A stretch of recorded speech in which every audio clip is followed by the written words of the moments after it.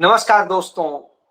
London में महात्मा गांधी की प्रतिमा के नीचे लिखा जाता है, गांधी मोदी हिंदुस्तानी, तुम्हारे लिए कोई जगह नहीं। तुम आतंकवादी हो, तुम टेररिस्ट हो। और वहां पर जिस तरीके से टेररिस्ट बताया जाता है हिंदुस्तानियों को, भारतीयों को, और जिस तरह से गांधी नेहरू को टेररिस्ट बताया जाता है, वह अपने आप में इस देश के ऊपर, इस देश के हर नागरिक के मुंह पर तमाचा है। कभी ऐसा नहीं हुआ था। यह वही लंदन है जिसने अपनी सबसे महत्वपूर्ण जगह पर महात्मा गांधी की प्रतिमा स्थापित की थी।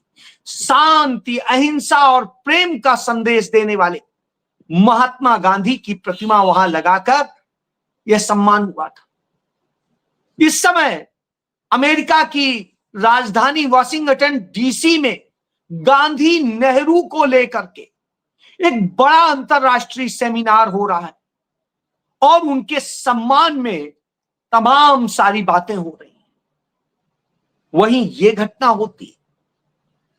इसी तरीके से उसी अमेरिका में कुछ जो तथाकथित हिंदूवादी मंदिर हैं, उनके बाहर भी इसी तरह से लिखा जाता है। भारत को आतंकी देश लिखा जाता है, नरेंद्र मोदी के लिए लिखा जाता है और लिखा जाता है। सवाल आएगा, हम तो 11 साल पहले कह रहे थे हम मेक इन इंडिया बना रहे हैं। वो मेक इन इंडिया जो भारत को आत्मनिर्भर बनाएगा, जो भारत को इतना मजबूत करेगा कि भारत में बाहर से कुछ लेना नहीं पड़ेगा। लेकिन इन 11 सालों में हुआ क्या है? इन 11 सालों में यह हुआ है कि अभी जो रिपोर्ट आती है, वो रिपोर्ट बताती है कि भारत की मैन्युफैक्चरिंग 2025 के अगस्त महीने के आखिरी दिन तक का जो डेटा है, उस दिन तक वो 4% पे पहुंच गई। सिर्फ 4% पे, जो 4.3% पहुंचने का बुरी से बुरी स्थिति में अनुमान था।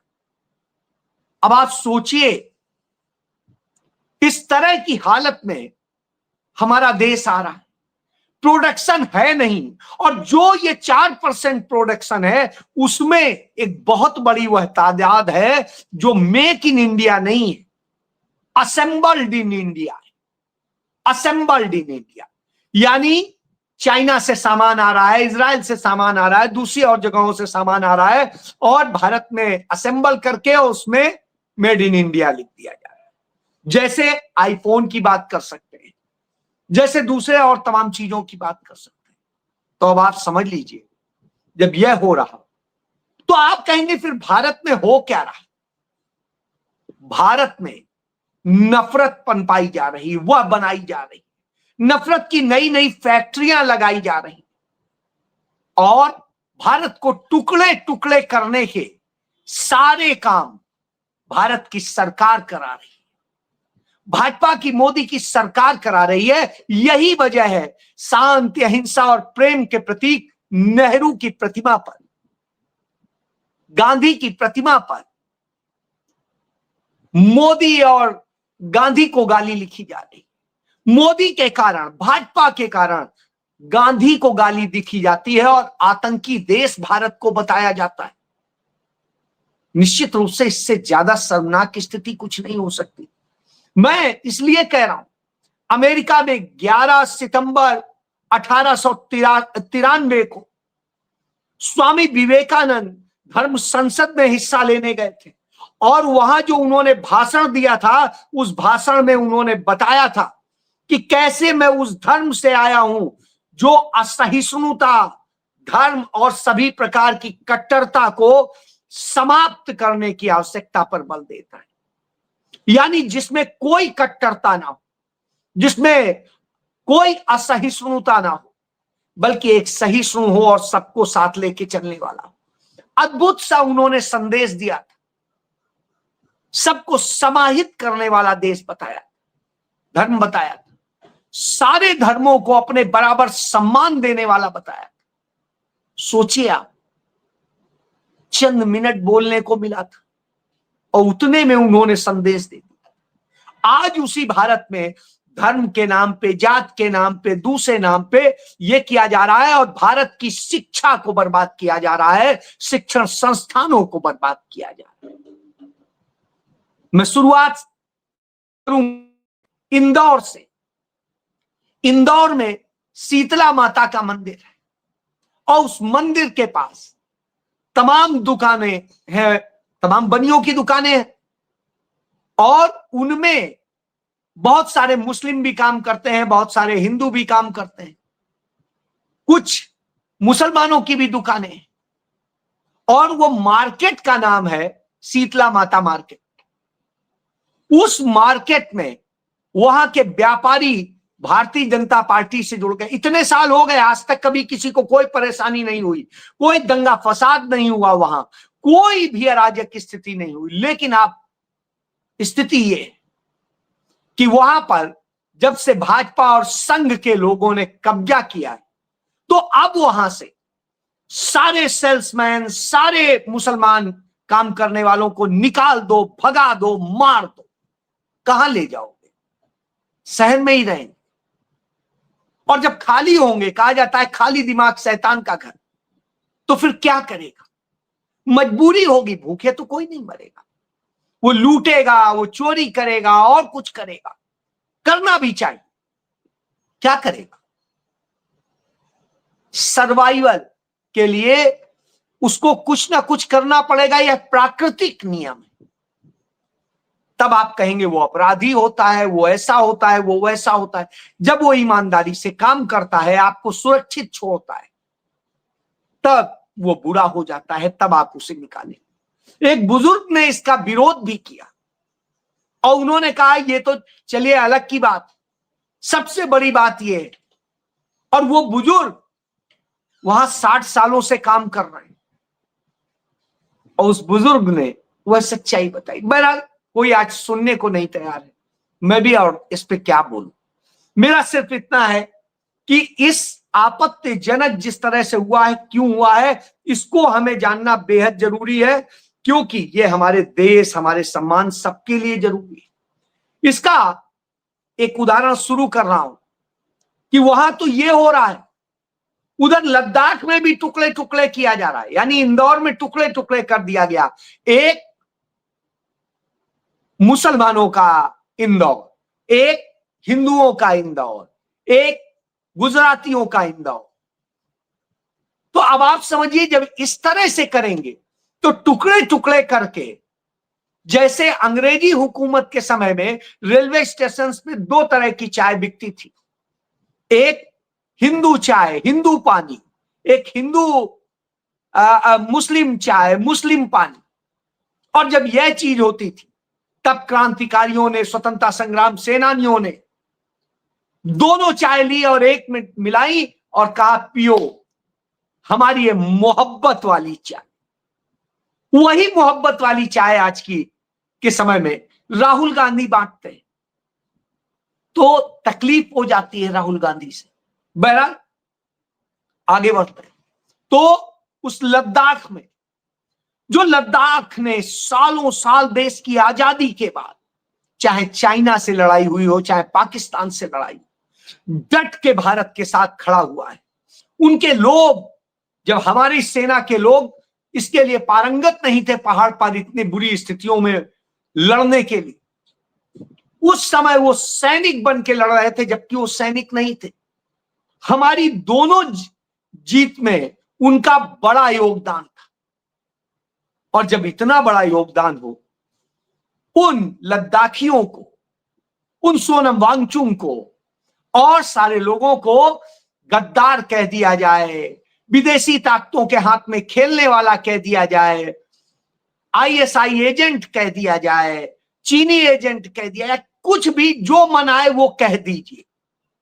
और भारत की जो पुलिस है, तमाम दूसरी जांच एजेंसियां, वो जांच किए बगैर सीधे ही फैसला सुना देती कि वो तो पाकिस्तानी एजेंट है, वो तो चीनी एजेंट है, वो तो ये है। कोई सबूत नहीं है, कुछ नहीं है। लेकिन इस तरह की बात, बस वहां वो विजिट किया था, क्यों विजिट किया था, किसने बुलाया था, क्यों गया था, ये सारी चीजें नहीं। वहां उसने क्या बोला, क्या किया, उस पर कुछ नहीं, बस इस आधार पे। स्वाभाविक सी बात, संयुक्त राष्ट्र संघ का डॉन के साथ मिलकर कार्यक्रम था, उसमें वो गए थे और ग्लेशियर पर बोलना था, तो ग्लेशियर पर उनकी रिसर्च है इसलिए बोलना था, गए थे। उन्होंने वहां भारत की प्रशंसा की थी। इवन जो इस तरह के प्रधानमंत्री की प्रशंसा की थी जो किसी काबिल नहीं है, इस ऐसे व्यक्ति की भी प्रशंसा की। और यही स्थिति जब वो बांग्लादेश गए तब भी उन्होंने भारत का पक्ष रखा। आपको धन्यवाद करना चाहिए कि उनके मंच पर जाकर वो भारत की जय जयकार करवा रहा है, लेकिन आप उसे गद्दार बता देते। तो पूरे लद्दाख, लेह और कारगिल तीनों ने पूरी तरीके से इसका विरोध किया है। वहां के भाजपा के जो सांसद रहे उन्होंने भी विरोध किया। उनकी पत्नी भी बताती हैं कि जेएनयू में जो कहा गया था, कन्हैया कुमार ने टुकड़े टुकड़े कहा, ये कहा, वो कहा, तो उन्होंने कहा उस समय मैं खुद वहां मौके पर थी, मैं खुद लैब से निकल के आई थी, वहां कन्हैया कुमार तो थे ही नहीं। यानी बीजेपी के सांसद की पत्नी कह रही हैं जो वहां हार चुके हैं चुनाव। अब आप सोचिए, इसके बाद भी कोई सुनने वाला तो है नहीं। अंधा, लूला, लंगड़ा, बहरा देश हो गया है, टुकड़े टुकड़े हो गया है। उधर मणिपुर टुकड़े टुकड़े हो चुका है, कुछ मैतेई में, कुछ कुकी में, कुछ नागा में, और इस तरह से करके वहां पर इसी तरह के हालात बिल्कुल असम में है। असम में आदिवासी और गैर आदिवासी और उनके बीच में और बंगालियों के बीच में बिल्कुल लड़ाई मची हुई है। मुसलमानों को बिल्कुल टारगेट किया जा रहा है, 4 टुकड़े में हो गया है। इस तरह के हालात वहां हो गए हैं कि अपने आप में दर्दनाक है। और कमोबेश यही स्थिति देश के कई राज्यों में देखने को मिल रही है, अरुणाचल प्रदेश में हो या और जगह हो। जब इस तरह की स्थिति हो तो चिंता होती है कि आखिर क्या हो रहा है, क्यों हो रहा है। क्योंकि हमारी सरकार ने इस देश के लोगों की सोचने की क्षमता, ज्ञान की क्षमता सब छीनने का काम किया है। जो जेएनयू इस देश को नोबेल का सम्मान दिलाता था, नोबेल पुरस्कार लेते थे, जहां के स्टूडेंट्स दुनिया में जाते थे और दुनिया के बुद्धिजीवियों में शुमार होते थे, दुनिया की टॉप यूनिवर्सिटीज में होते थे, दुनिया के थिंकर्स होते थे, विश्व गुरु की तरह से होते थे एक एक स्टूडेंट। वो स्कॉलर्स जहां निकलते थे, आज वहां क्या हो रहा है यह देख लीजिए, बेहद जरूरी है।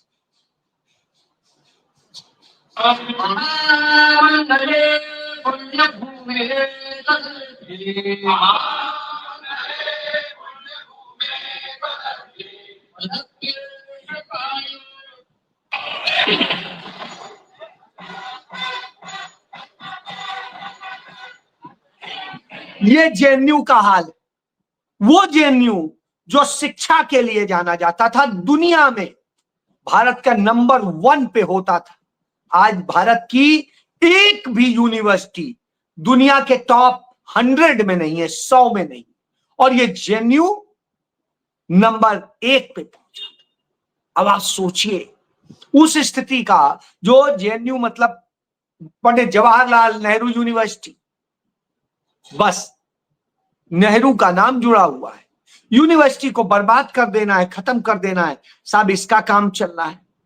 और ये एक जगह नहीं, आप देखिए, आपको सुनाओ, क्षेत्र से हूँ, जांस्कर माने की यूटी लद्दाख का एक वैली है, जांस्कर वैली, वहां से हूँ। तो आज मैं देशवासियों, आप लोगों से कुछ संदेश देना चाहता हूँ और जवाब देना चाहता हूँ। जो जो न्यूज चैनल वाले बोल रहे, जो जो लद्दाख का देशभक्ति के ऊपर शक करते हो, ये मैं उनके लिए 1-2 जवाब देना चाहता हूँ। पहला जवाब ये है कि जब जब लद्दाख में जंग हुआ, whenever war happened in Ladakh, whether it be Indo-China Sino war और तुर्तुक वाला वॉर और या तो कारगिल वॉर, जो भी हो, लद्दाख वासी लोगों ने उनका पूरा साथ दिया है। बेशक लद्दाख वालों के लिए इतना, आप लोगों को पता है लद्दाख में इतना सब्जी या कुछ नेचुरल रिसोर्स फूड वगैरह नहीं उगता है, फिर भी जितना खाने के लिए था उस समय सप्लाई सब आर्मी को दिया है। जो खाना, जो रोटी बनाना आता हो उन्होंने रोटी बनाया। अब आप समझ सकते हैं ये लद्दाखी युवक का दर्द है, और दर्द है तो यहां क्या हो, यहां बच्चों को क्या बनाया जा रहा है यह भी देखिए।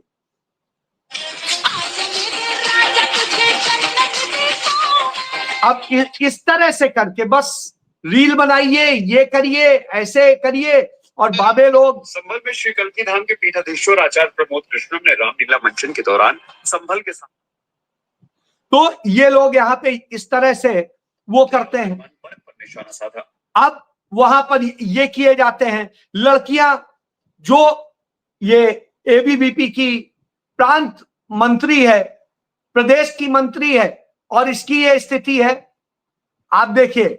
और ये काहे में पकड़ी गई नकल करते हुए। क्यों? पढ़ाई नहीं करनी है आपको, काबिल नहीं बनना है, तभी तो आप इनके एजेंडे साधोगे। तो साहब ये करना है।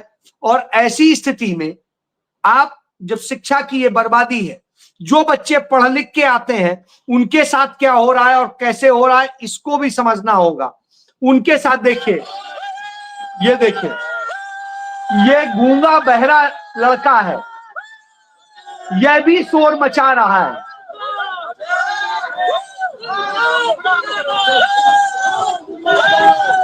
ये बच्चे प्रदर्शन कर रहे हैं, जिस तरह से इनकी भर्ती परीक्षाओं में धांधली हो रही है, सब कुछ हो रहा है। और इस तरह से इधर देखिए आप, जनजातियों को किस तरह से विभाजन करने की कोशिश हो रही है।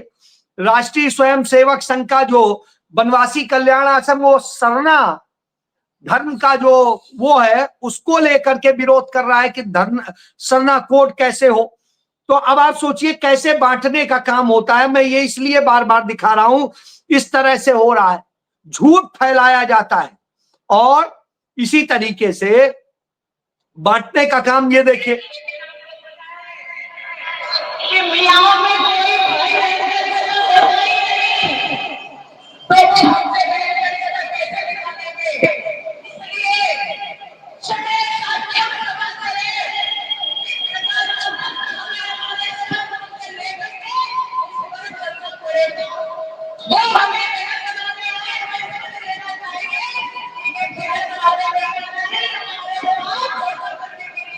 अब आप समझिए, वो यदि कि वो बहन बोले तो आप मत समझना बहन बनाने आए।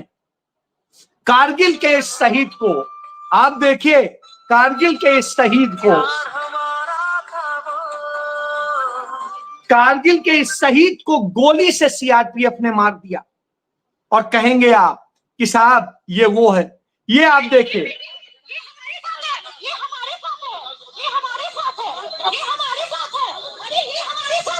ये देखिए, इस तरह से मारा जाता है। ईडी का कैसे इस्तेमाल किया जाता है, एक व्यापारी को कैसे मारा गया, और कहा जा रहा है कि कांग्रेस के नेताओं का नाम लो और सब कुछ करो। तो यह स्थितियां, ये सारी स्थितियां दिखाई दे रही हैं जिस तरह से लगातार हो रहा है। और क्या हो रहा है, जो पाखंड भी देख लीजिए। शुद्धिकरण के नाम के युवती के साथ 1.5 साल तक दुष्कर्म करता रहा पुजारी। ये कथित हिंदू धर्मी, सनातन धर्मी ये कर रहे हैं। जो लड़कियां प्रोटेस्ट कर रही थी, युवा प्रोटेस्ट कर रहे थे, उन्हें कैसे मारा जा रहा है, निकाला जा रहा है, क्या किया जा रहा है। ये देखिए उत्तराखंड में ये जब अन्याय हो रहा है, बच्चों का जीवन बर्बाद किया जा रहा है। ये देखिए, नोटबुक होनी चाहिए, जिनके हाथों में विज्ञान और गणित की पुस्तकें होनी चाहिए। अब आप सोचिए वहां क्या, या विज्ञान की पुस्तकें नहीं, आपको ये किया जाएगा। अब मैं दिखाता हूं आपको विज्ञान और उसकी सीबीएसई में 8वीं की जो किताब है, ये आप देखिए, इसका नाम कर दिया गया है गणित प्रकाश। मैथमेटिक्स की बुक का नाम गणित प्रकाश हो गया है। अब इसकी स्थिति है, इसमें कहीं गणित नहीं आपको मिलेगा, पूरे में आप देखिएगा गणित नहीं मिलेगा। मैं इसमें परेशान ये कि गणित है कहां, ये पूरी किताब में आपको गणित कहीं नहीं मिलेगी। गणित की किताब और कहीं गणित नहीं। आप ये देखते चलिए, कहीं गणित नहीं है, ये कहीं गणित नहीं है। ये आप देखिए, इसमें कहानियां दी गई हैं, इसमें दूसरी बातें सिखाई जा रही, इसमें मतलब बच्चों का भविष्य बर्बाद करने का काम हो रहा है। ये आप देखिए, ये सब कथित तौर पे आप देखिए, ये मैथमेटिक्स क्या, ये कौन सी मैथमेटिक्स आप पढ़ा रहे हैं? बच्चा भविष्य में क्या बनेगा क्या नहीं बनेगा आप कल्पना नहीं कर सकते हैं। बच्चे का भविष्य बर्बाद करने का काम हो रहा है। 8वीं की बुक है, जो इसके जस्ट पहले होती थी 8वीं की बुक, वो भी देखिए। मैं अपनी बच्ची को पुरानी वाली से पढ़ाने का कह रहा हूं कि उससे पढ़ो बेटा। ये आप देखो जहां शुरू होता है, ये आप इसमें रीजनल नंबर्स, ये मैथमेटिक्स होती थी, जहां वो मैथमेटिक्स होती थी, आज वो मैथमेटिक्स गायब हो गई है। तो अब आप सोच लीजिए ये दशा, तो ये बच्चे दुनिया में क्या करेंगे? जा इस देश में पढ़ के ये क्या बनेंगे? जाहिल बनेंगे, इनको ना कोई समझ होगी ना कुछ होगा। दुनिया में जो जॉब मिल जाते थे वो भी नहीं मिलेंगे। क्यों? क्योंकि आपको तो कुछ आता नहीं है। यह नई शिक्षा नीति बनाई और इस तरह से बर्बाद किया है। क्यों? तभी तो टुकड़े टुकड़े करेंगे, तभी तो आपको कहेंगे नहीं आप हिंदुत्व बनिए, आप जेएनयू में जाके रिसर्च मत कीजिए, विद्वान मत बनिए, आप पथ संचालन कीजिए, आप ये कीजिए, आप जो हम कहते हैं वही सही मान लीजिए। इतिहास, भूगोल, इकोनॉमिक्स, मैथमेटिक्स आप कुछ मत जानिए। यह बनाया है मोदी ने, इसलिए गाली दी जा रही है, इसलिए आतंकवादी कहा जा रहा है, और उस शख्स को भी आतंकवादी का स्लोगन लिखा जा रहा है जिसने शांति, अहिंसा, प्रेम का संदेश दिया। सोचिए कौन सा भारत बना दिया। तो अब विजयदशमी पर उनका पुतला जलाइए जो ज्ञान को खत्म कर रहे हैं, जो इस तरह से टुकड़े टुकड़े कर रहे हैं, उस सरकार के पुतले जलाइए। तब असली में असली रावण अज्ञान है, उसको खत्म कीजिए। जब आपके बच्चे काबिल होंगे तभी कुछ कर पाएंगे, नहीं कहेंगे वही नहीं इस काबिल, तो फिर संघ जिसका नाम भेजेगा वही हो जाएगा। यही हो रहा। सोचिए आपने क्या किया है। आने वाली पीढ़ियां बर्बाद होने जा रही। जी जय।